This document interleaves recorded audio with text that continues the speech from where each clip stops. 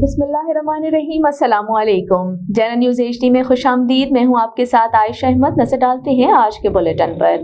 Bulletin में सबसे पहले आपको गढ़ा मोड़ से आगाह कर रही है मंजूर जट की रिपोर्ट के मुताबिक गढ़ा मोड़ में खाद का मसनूई बहरान। खाद माफिया ने खाद ब्लैक में फरोख्त करना शुरू कर दी।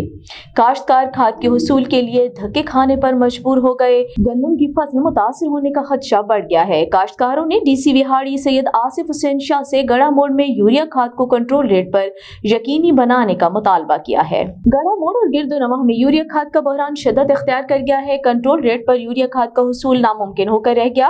काश्तकार यूरिया खाद की खरीदारी के लिए मारे मारे फिर रहे हैं।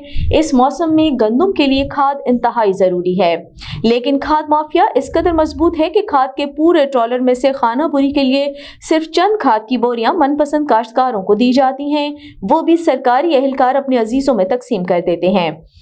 काश्तकारों के मुताबिक महकमा ज़राअत और इंतजामिया की मिली भगत से खाद माफिया खाद को 4,900 रुपए फी बैग ब्लैक में सेल कर रहे हैं। इस करप्शन में महकमा ज़राअत बराबर का शरीक है और गरीब काश्तकार खाद के हुसूल के लिए पैसे हाथ में पकड़कर धक्के खाने पर मजबूर हैं।